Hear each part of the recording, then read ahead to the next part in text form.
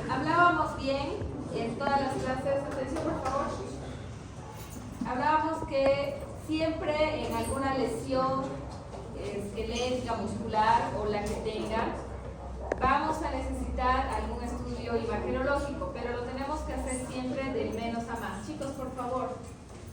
Entonces vamos a hablar desde una radiografía hasta lo más complejo, que es una resonancia magnética, ¿ya? Obviamente acá tenemos varios estudios que se pueden hacer cuando entramos al tema de músculo esquelético, desde las radiografías, tomografías, hasta las resonancias magnéticas, y también podemos hacer las ecografías, ¿ya? Obviamente estos tres últimos, la tomografía, resonancia y el ultrasonido, solo nos van a ayudar a valorar más lo que son tejidos blandos, ¿ya? A menos que la tomografía, como habíamos visto en columna vertebral y en macizo facial, podemos pedir tomografía computarizada con ventana ósea, ¿verdad? Entonces ahí sí vamos a poder valorar lo que es hueso. Pero ustedes cuando estén en el internado, cuando tengan algún paciente, ya cuando empiecen a trabajar y les llegue alguna patología musculoesquelética, si creen que es una fractura, una fisura, alguna lesión en hueso, siempre respáldense primero con una radiografía. No vayan y le piden a su paciente directamente una resonancia o una tomografía, no. Para valorar hueso siempre es una radiografía, ¿ya? Como primer método diagnóstico. Entonces, cuando hablamos de radiografía simple, ya les digo, es el primer estudio que se hace en patologías óseas. Si ustedes tienen el pronóstico, el presentimiento que sea una fractura, sean tumores, sean fisuras o algo patológico de toda la estructura ósea, siempre deben contar con una radiografía antes de hacer una tomografía, una resonancia o incluso un ultrasonido, ¿ya? Entonces, siempre hablábamos que las principales proyecciones para hacer radiografía más en huesos largos son la AP y la lateral, ¿ya? Cuando hablamos de mano y pies, tienen que pedir por lo menos 3 tipos de proyecciones: AP, lateral y oblicua, ¿ya? ¿Por qué oblicua? Para que no se superpongan los huesos del metacarpo o el metatarso, ¿ya? Okay. Acá tenemos, por ejemplo, los 3 tipos de proyección, ¿ya? Esto es obviamente huesos largos. Nunca se olviden, en huesos largos por lo menos 2 proyecciones, y en mano y en pies 2 proyecciones. Ya acá podemos ver una PA, porque está posta en anterior, una lateral y una oblicua.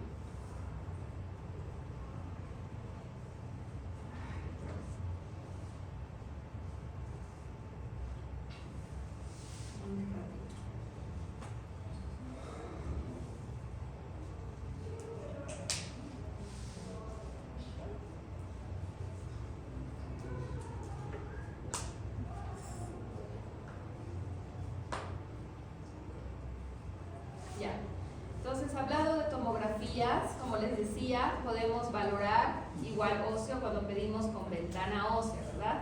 Estos son tomografías especiales si es que han pedido una radiografía antes y no han encontrado una lesión específica. Entonces, por ejemplo, acá tenemos un calcáneo donde podemos pedir varias proyecciones, porque así es la tomografía, ¿verdad? Vienen en diferentes planos y diferentes tomas. Entonces, así podemos valorar con más detalle una patología ósea, ¿ya? Entonces acá, como dice, es una evaluación ósea óptima y más detallada. Puede ser para optimizar si ustedes están ante una impresión diagnóstica de neoplasias o fracturas complejas u ocultas, como les decía, una fractura de calcáneo. Tiene un óptimo detalle óseo cuando pedimos con ventana ósea, pero más nos sirve para hacer un diagnóstico detallado de todo lo que es tejido blando. Aquí podemos ver, buenas noches.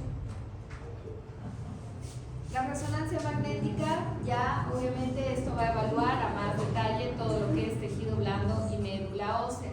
Acá podemos descartar lesiones de tejidos blandos como meniscos principalmente, ligamentos o tendones, ¿ya? También podemos hacer una valoración de tumores y fracturas por estrés o una osteomelitis. Normalmente los traumatólogos, que son los destinados a valorar músculo esquelético, nos van a pedir o les van a pedir una resonancia magnética cuando tengan que valorar todo lo que es meniscos, ya si es cuerno posterior o cuerno anterior. ¿Por qué? Porque obviamente la valoración a una radiografía no vamos a poder valorar meniscos. ¿verdad? Porque es intraarticular. Entonces esto sí es valorado por una resonancia magnética. Ok, otro estudio imagenológico es el ultrasonido o la ecografía. Esto lo pedimos normalmente para ver lesiones de tendones, ya todo lo que es tejido blando. Normalmente esto hacen cuando hay una lesión del supraespinoso, una lesión patelar, depende de donde sea. Pero eso nos va a ser más detallado para valorar todo lo que es tejido blando. Cuando nosotros tengamos un ultrasonido tenemos que tener indicaciones para pedir este tipo de estudio. Entre esas indicaciones está tumores de partes blandas, infecciones de partes blandas y de hueso y alteraciones de la coagulación normalmente. Para ver la evaluación del espacio popliteo, como les decía, también acá podemos valorar todo lo que son meniscos, ya si hay algún derrame o alguna alteración. Acá, ustedes ven algo patológico en esas radiografías, miren detalladamente y me dicen.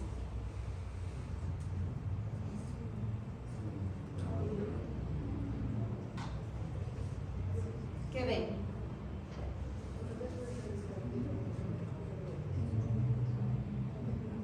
¿Qué ven, chicos? Vamos. Tal vez se ve el cartílago de crecimiento. Ya. Porque todavía no está osificado. Ajá, pero está bien formado. ¿Quién dice lo contrario? Desgaste del cartílago. ¿Desgaste? ¿Ya? ¿Alguien otra cosa? ¿La qué? No te escucho nada. ¿Qué? La segunda está. ¿Desgaste? ¿Alguien de acá dice que hay fractura? No. Ya.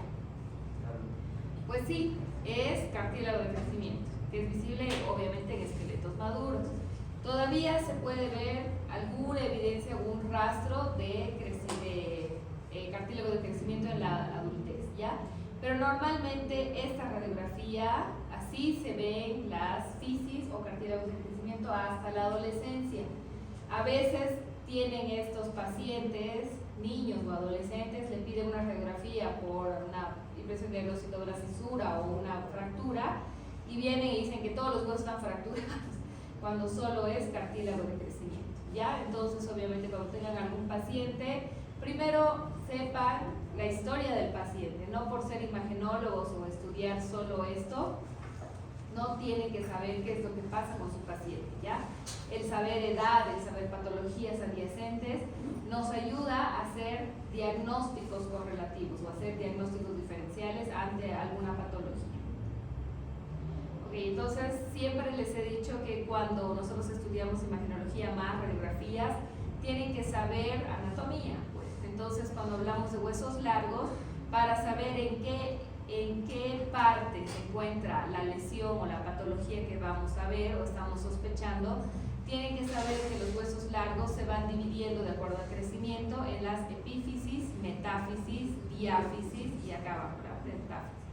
Entonces, de acuerdo a eso, nosotros vamos a hacer una división y el tipo de patología, y así decir una fractura diaficiaria, una fractura metafisiaria, etcétera, etcétera, ¿verdad? Es así que les pongo este cuadro para que ustedes vayan aprendiendo a diferenciar en qué parte está qué lesión, ¿ya? Igual acá, como hablábamos en la anterior clase, existen lesiones en húmero y en fémur, donde está en la cabeza, vamos a llegar allá. Primero esto. Entonces, igual, lo mismo pasa en los huesos largos de miembro superior, ¿ya? Siempre tienen que saber anatomía, primero lo que está normal y luego ver lo anormal, ¿ya? Es por eso que cuando ustedes tienen pacientes pediátricos y adolescentes, obviamente, siempre se les pide 2 radiografías, del lado afectado y del lado bueno. ¿Para qué esto? Para hacer una comparación, porque bien saben que los niños todavía están en crecimiento y además las malformaciones pueden desarrollarse mediante la edad, ¿verdad? Entonces siempre tienen que hacer un diagnóstico comparativo. Acá lo que hablamos, el cuello anatómico y el cuello quirúrgico, que la primera clase que hablamos de músculo esquelético, no sé quién me preguntó, pero así es que se debe estudiar. Entonces, ¿cómo vamos a saber si estamos? Chicos, por favor, atiendan. si estamos ante el cuello anatómico quirúrgico, de acuerdo a la tuberosidad, ya sea la tuberosidad mayor, que es esta línea que está, pero obviamente es una línea imaginaria, ¿verdad? Entonces ustedes ahí se van a dar cuenta. Cuando estamos en la tuberosidad mayor, hablamos del cuello anatómico. Cuando ya estamos en la tuberosidad menor, que es toda esta parte de acá, estamos hablando ya del cuello quirúrgico, ¿ya? Que a veces hay lesiones que solo se instalan ahí, en el cuello quirúrgico o el cuello anatómico. Eso obviamente es de especialidad, pero no está de más que lo sepan ustedes, ¿ya? Acá los principios básicos de la fractura. Vamos a aprender a ver y a diferenciar de acuerdo a diferentes clasificaciones que hay. Existen fracturas según su mecanismo. ¿Esto qué quiere decir? Una fractura es una solución de continuidad que va a afectar el hueso o el cartílago. Generalmente va a ser secundaria a traumatismo sobre la zona en cuestión. Ya les había dicho cuando hablábamos de fracturas expuestas, siempre una fractura se va a dar por un traumatismo, ya sea de alta aceleración o baja de aceleración, ¿ya? Existen incluso fracturas patológicas que no se dan por un traumatismo, sino puede ser por un antecedente de una enfermedad degenerativa. Normalmente esto pasa en los adultos mayores, ¿verdad? No sé si vimos hasta el caso clínico de una paciente mayor que directamente tiene un dolor y tiene una fractura. ¿Vimos ese caso clínico con ustedes? Ya, entonces existen así fracturas de tipo patológico. Como les decía, enfermedades, una artrosis, una degeneración del hueso y sin ningún traumatismo adyacente puede causar una fractura. Solo es por la degeneración del mismo hueso, ¿ya? El área de iniciación de la línea fracturaria va a estar determinada por la distribución de las fuerzas aplicadas y por factores relacionados con el propio hueso. Una vez iniciada la fractura, esta se puede propagar a lo largo de la línea de estrés que va a estar impuesta por las fuerzas aplicadas en el mismo sitio de la fractura o se pueden transmitir desde otro lugar del cuerpo, ¿ya?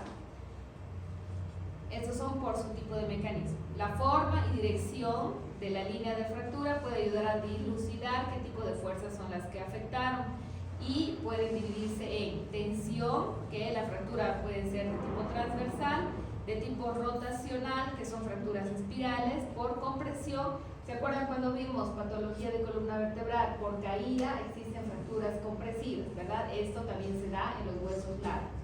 Entonces, fracturas por compresión son característicamente de tipo oblicua y la angulación son fracturas transversas. Entonces, acá les he puesto una imagen que las van a estudiar más detallada porque esto va a entrar al examen. Ok, cuando hablamos de tipos de fractura igual vamos a ver de acuerdo a su etiología. Estas se dividen en tres grandes grupos. La primera son fracturas acorde. Estas fracturas son causadas por un traumatismo brusco en un hueso que estaba previamente libre de enfermedad. Normalmente estas fracturas son lo que llamamos fisura, lo conocido, ¿ya? Entonces, cuando yo les pregunte cuál es la etiología con las fracturas que no tienen un traumatismo secundario, son las fracturas acorde, ¿ya? Son así normalmente, se ve como una fisura, no hay desplazamiento ni hay otra alteración del hueso. Otro tipo de fracturas son las fracturas por estrés, que son aquellas por un traumatismo debido a estrés repetitivo sobre la zona. Normalmente esto se da en pacientes que practican algún deporte de alto riesgo, ¿ya? Atletas, patinadores, ciclistas, motociclistas normalmente, ¿ya? ¿Esto qué quiere decir? Que ha tenido una fisura, una fractura acorde anteriormente y esta no ha sido consolidada de buena forma. Ha tenido otra vez el traumatismo en la misma zona, pero esta vez ha sido una fractura por estrés, ¿ya? Ha sido como una doble fractura anteriormente a otra. Entonces, los estudios radiográficos pueden mostrar presencia de una línea fina, radiolúcida, si la pueden ver acá es muy pequeña, en dirección transversa y prácticamente sin desplazamiento de fragmentos, como pueden ver. La línea cortical es una. ¿Qué? ¿Perdón? No, esto ya es fractura por estrés. Lo que era la fractura acorde, que es esto es lo comúnmente llamado fisura, pero recibe el nombre como fractura acorde, sin un traumatismo. Otro tipo es la fractura patológica, lo que hablábamos hace rato. Es todo proceso que provoca debilitamiento del hueso, lo que conlleva el riesgo de presentar fractura patológica, ya sea por una enfermedad adyacente, como tumores malignos, osteomelitis, quistes, etcétera, etcétera, ¿ya? Normalmente aquí están las enfermedades degenerativas del adulto, lo que causan estas fracturas patológicas, perdón. Acá les decía, nosotros vemos un hueso debilitado, normalmente muy degenerado. Entonces estas fracturas se van a dar casi siempre en el adulto mayor. No se vayan a equivocar de predecir una patología en jóvenes, ¿ya? A menos, obviamente, que tenga una enfermedad adyacente, ¿ya? Entonces, según la forma de presentación, pueden ser fracturas de tipo cerrada y abierta. La mayor parte de las fracturas son de tipo cerrado, no existe una solución de continuidad al exterior, como pueden ver acá.